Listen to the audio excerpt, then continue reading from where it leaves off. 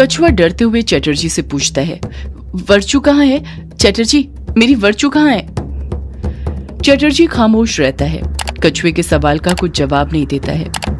अमोदिता झट से बोल पड़ती है, देखिए ना युग जी, चटर्जी जी को क्या हो गया?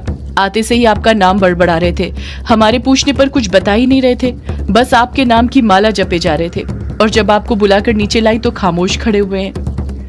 दिलीप चटर्जी को देखकर मन में सोचने लग जाता है, अब ये चटर्जी यहाँ पर क्यों आए हैं? एक के बाद एक कोई ना कोई आते ही जा रहा है, कि मेरा घर है कि चिड़ियाघर?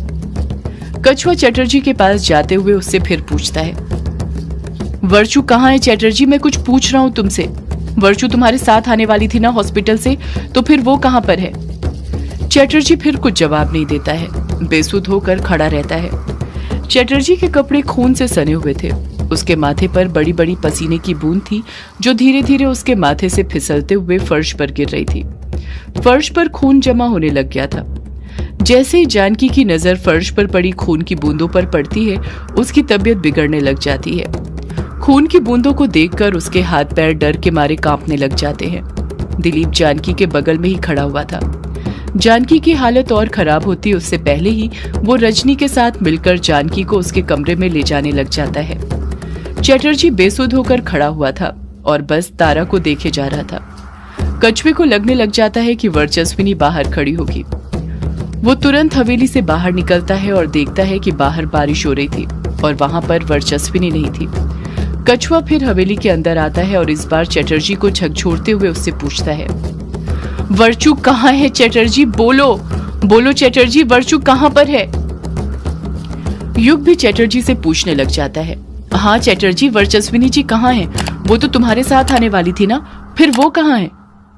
तारा भी रोते हुए चटर्जी से पूछती है, मम्मा कहाँ पर है चटर्जी भैया?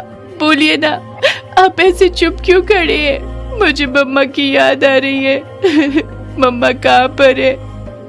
जब चटर्जी तारा की आंखों में आंसू देखता है तो अपनी बेसुदगी से बाहर आने लग जाता है। चटर्जी बड़बड़ाते हुए बोल पड़ता है, वो रास्ते में। इतना कहकर चटर्जी खामोश हो जाता है। उसके चेहरे पर खौफ साफ दिखाई दे रहा था। ऐसा लग रहा था जैसे उस पल के बारे में याद करके ही उसकी रूह कांप रही थी। वो पल उसके लिए इतना डरावना था जिसे वो याद तक नहीं करना चाहता था। कछुआ तुरंत चटर्जी पर दबाव बनाते हुए उससे पूछता है, रास्ते में क्या चटर्जी? रास्ते में क्या हुआ? बोलो चटर्जी। तारा भी रोते हुए बोल पड़ती है, मम्मा कहाँ है चटर्जी भैया? बोलिए ना, मम्मा कहाँ पर है? तारा की आंखों के आंसू देखकर चटर्जी अपने आप को रोक नहीं पाता है। वो एक लंबी आह भरता है और अगले ही पल बोल पड़ता है, वर्चस्विनी मैम और मैं शाम होते ही हॉस्पिटल से हवेली आने के लिए निकल गए थे। अब हम लोग यहाँ पर आ ही रहे थे कि हमारी गाड़ी बार बार। इतना कहकर चटर्जी अतीत की यादों में डूब जाता है। उसे वो पल याद आने लग जाते हैं जब वो वर्चस्विनी के साथ हवेली की तरफ आने के लिए निकले थे और उनकी जिप्सी बार बार घूम फिर कर एक ही रास्ते पर आ रही थी। इस वक्त चटर्जी और वर्चस्विनी जिप्सी में बैठे हुए थे।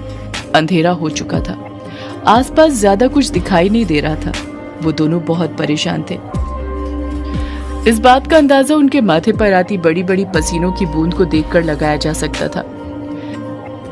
चटर्जी अब स्लो जिप्सी चलाने लग गया था ताकि उसे रास्ता समझ में आ जाए और वो उसी रास्ते पर ना आए। पर वो भले ही जितनी भी कोशिश कर ले स्लो चलाने की, वो बार बार घूम फिर कर एक ही रास्ते पर आ रहे थे।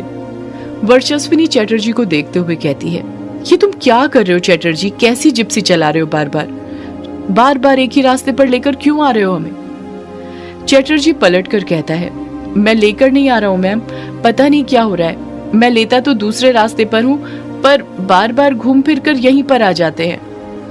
वर्चस्विनी खामोश ही रहती है क्योंकि वो भी इस बात से अच्छी तरह परिचित थी कि चटर्जी सही कह रहा था। जो हो रहा था वो वर्चस्विनी की आंखों के सामने हो रहा था। वर्चस्विनी का भी सिर घूमने लग गया था। उसके भी समझ नहीं आ रहा था कि वहां पर चल क्या रहा था। चटर्जी ने जिप्सी उसी रास्ते पर लाकर खड़ी कर दी थी जहां पर वो घूम फिर कर बार बार आ रहे थे। आसपास अंधेरा छाया हुआ था। पूरे रास्ते में कोई दिखाई नहीं दे रहा था जिससे वो रास्ता पूछ सके। पूरी सड़कें अंधेरे में सुनसान पड़ी हुई थी। चटर्जी अपने आसपास देखते हुए बड़बड़ाता है, मायाजाल, मायाजाल, मायाजाल। वर्चस्विनी मुंह बनाते हुए कहती है कि तुमने क्या मायाजाल मायाजाल लगा कर रखा हुआ है चटर्जी? चटर्जी कहता है, हम मायाजाल में फंस गए हैं वर्चस्विनी मैम, मायाजाल में। वर्चस्विनी हैरानी के साथ पूछती है, कैसा मायाजाल चटर्जी? चटर्जी डरते हुए कहता है, काले साए का मायाजाल, ये उसी का मायाजाल लग रहा है मुझे। तभी तो हम घूम फिरकर बार बार एक ही जगह पर पहुंच रहे हैं, और जिस जगह पर घूम फिरकर बार बार पहुंचते हैं उसे मायाजाल कहते हैं, जिसे माया से बनाया जाता है। ये मायाजाल ही है मैम, हम मायाजाल में फंस गए हैं। वर्चस्विनी खामोश रहती है। सच तो ये था, कहीं ना कहीं वर्चस्विनी को भी चटर्जी की बातें सच लग रही थी।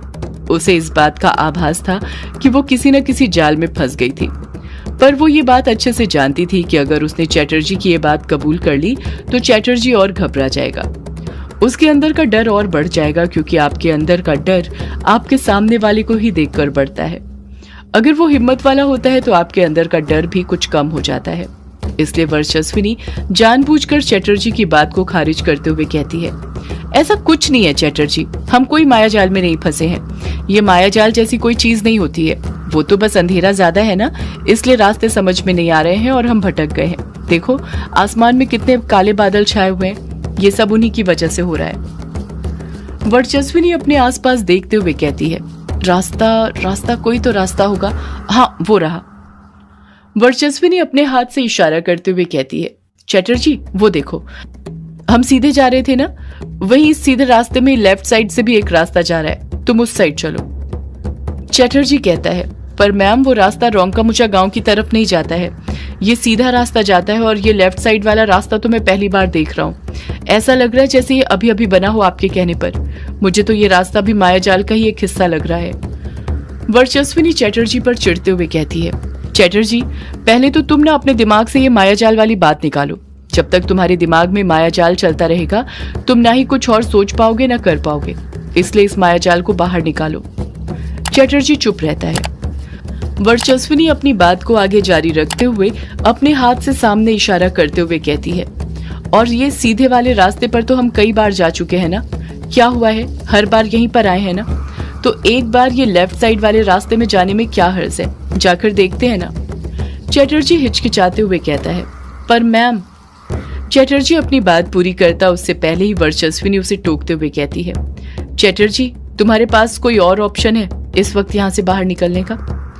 चटर्जी हड़बड़ाहट के साथ अपना मोबाइल निकालते हुए कहता है, हाँ है ना मैम, मैं किसी को अपनी मदद के लिए यहाँ पर बुला लेता हूँ, हमें कहीं जाने की जरूरत ही नहीं पड़ेगी, अभी चार्ली को अपनी लोकेशन भेज देता हूँ। इतना कहकर चटर्जी ने मोबाइल की स्क्रीन अनलॉक ही करी थी कि स्क्रीन पर नजर पड़ते ही उसका चेहरा उतर जाता है, वो और मायूस हो जाता है। वर्चस्विनी चटर्जी का उतरा हुआ चेहरा देखते हुए कहती है, नेटवर्क नहीं है ना, मुझे पता था, मैंने अपने मोबाइल में पहले ही देख लिया था। उसी वक्त चटर्जी, जब हम बार बार इसी रास्ते पर आ रहे हैं, तुम शायद भूल रहे हो चटर्जी, मैं तुमसे सीनियर हूँ, अब हमारे पास एक ही ऑप्शन है इस लेफ्ट साइड वाले रास्ते पर जाने का। अब मैं और देर नहीं कर सकती चटर्जी, मुझे मेरी बेटी तारा से मिलना है, मुझे उसकी फिक्र हो रही है, जल्दी करो। चटर्जी एक बार फिर वर्चस्विनी को समझाते हुए कहता है, पर मैम ये रास्ता अनजान है और मुझे इस रास्ते पर जाना कुछ ठीक नहीं लग रहा है। यहाँ पर कुछ तो बहुत अजीब चीज है, ऐसा लग रहा है जैसे कोई हम पर नजर रखा हुआ है। ये बादल जो आसमान में छाए हुए हैं ये भी अजीब लग रहे हैं। वर्चस्विनी चटर्जी पर गुस्सा करते हुए कहती है, बस बहुत हुआ चटर्जी, अब मैं तुम्हारी एक नहीं सुनूंगी, तुम चुपचाप वही करो जो मैं तुमसे करने के लिए बोल रही हूँ, इसे तुम मेरा ऑर्डर समझो और जल्दी चलो यहाँ से। चटर्जी जानता था कि वो वर्चस्विनी को नहीं समझा पाएगा और उसे भी इस वक्त लेफ्ट साइड वाले रास्ते पर जाने के अलावा और कोई रास्ता नहीं दिख रहा था, इसलिए वो चुपचाप जिप्सी दोबारा चालू करता है और उस रास्ते पर जाने लग जाता है। जैसे जैसे वो उस रास्ते पर आगे बढ़ते जा रहे थे, सड़क के दोनों ओर का अंधेरा बढ़ते जा रहा था। आगे बढ़ते हुए ही अंधेरा इतना बढ़ जाता है कि उन्हें सड़क के दोनों ओर सिवाय घने अंधेरे के कुछ दिखाई नहीं दे रहा था। ऐसा लगने लग गया था जैसे वो किसी सुरंग के अंदर घुस रहे हो। उनकी जिप्सी के अगल बगल ऊपर नीचे हर जगह काला अंधेरा छाया हुआ था। चटर्जी अपने आसपास के अंधेरे को देखते हुए कहता है, मैम मैं कह रहा था ना, हमें इस रास्ते से नहीं आना चाहिए था। वर्चस्विनी हिम्मत करते हुए कहती है, अपना मुंह बंद रखो चैटर्जी और चुपचाप जिप्सी चलाते रहो। अगर सड़क है तो कहीं ना कहीं तो जाकर खत्म होती होगी ना। चैटर्जी धीरे से खुद से बड़बड़ाता है। इसे आप सड़क कहती है मैम? ये तो मुझे कोई काली सुरंग लग रही है जिसके अंदर हम घुसते ही जा रहे हैं। चैटर्जी जिप्सी चलाते रहता है। डर तो वर्चस्विनी को भी लग रहा था, पर उसे अपनी बेटी तारा से मिलना था और तारा से मिलने की तड़प ने ही उसके अंदर के डर को कुछ कम कर दिया था। देखते ही देखते कुछ देर बाद उनकी जिप्सी एक जगह पर आकर रुक भी जाती है। जैसे ही जिप्सी रुकती है, उनके आसपास जो काला अंधेरा छाया हुआ था वो छटने लग जाता है। उन्हें आसपास की चीजें दिखाई देने लग जाती हैं। जब चैटर्जी और वर्चस्विनी दोनों अपनी नजरें सामने करते हैं तो उनके पैरों तले जमीन खिसक जाती है। उनके ठीक सामने ग्रेवयार्ड कोठी थी जिस पर ढेर सारे काले बादल मंडरा रहे थे। ऐसा लग रहा था जैसे कुछ देर पहले जो काले बादल उनके आसपास थे वो सारे ग्रेवयार्ड कोठी के ऊपर चले गए हों। उन बादलों को देखकर ऐसा लग रहा था जैसे ग्रेवयार्ड कोठी के ऊपर मौत मंडरा रही हो। वर्चस्विनी ग्रेवयार्ड कोठी को देखते हुए कहती है, ये क्या, हम ग्रेवयार्ड कोठी कैसे पहुंच गए? चैटर्जी डरते हुए कहता है, मैं कह रहा था ना मैम, कुछ गड़बड़ है। ये सब उसी काले साई ने किया है। वो चाहता था हम यहाँ पर आए और हम यहाँ पर आ गए, उसके मायाजाल में फंस गए। वर्चस्विनी कुछ सोचते हुए कहती है, पर वो काला साया क्यों चाहता था कि हम यहाँ पर आए? चैटर्जी पलटकर कुछ नहीं कहता है, खामोश हो जाता है। उसके पास वर्चस्विनी के सवाल का जवाब नहीं था। अब वर्चस्विनी का डर भी अंदर ही अंदर और बढ़ गया था। चैटर्जी और वर्चस्विनी दोनों ही डरते हुए अपने आसपास देख रहे थे। उनके आसपास सन्नाटा पसरा हुआ था। चैटर्जी तुरंत जिप्सी को वापस से चालू करने की कोशिश करता है, पर जिप्सी चालू नहीं होती है, जैसे किसी ने जिप्सी को भी अपने वश में कर लिया हो। चैटर्जी जिप्सी चालू करने में लगा ही हुआ था कि तभी वर्चस्विनी को तारा दिखाई देती है, जो कि ग्रेवयार्ड कोठी के दरवाजे पर खड़ी हुई थी। तारा ने वही पिंक फ्रॉक पहनी हुई थी जिसमें लास्ट टाइम वर्चस्विनी ने उसे देखा था। तारा को ग्रेवयार्ड कोठी के दरवाजे पर देखकर वर्चस्विनी की आंखें भर आती हैं। वर्चस्विनी रोते हुए कहती है, तारा, मेरी बेटी। जैसे ही वर्चस्विनी ये बात बोलती है, चैटर्जी तुरंत ग्रेवयार्ड कोठी की तरफ देखता है और उसे भी दरवाजे पर तारा दिखाई देती है। चैटर्जी तारा को देखते हुए बोल पड़ता है, ये तारा यहाँ पर क्या कर रही है? तारा वर्चस्विनी को देखते हुए वहीं से पुकारते हुए कहती है, मम्मा, मम्मा। वर्चस्विनी रोते हुए ही बोलती है, मेरी बच्ची तारा। इतना कहकर वर्चस्विनी तुरंत जिप्सी से नीचे उतरती है और भागते हुए तारा के पास जाने लग जाती है।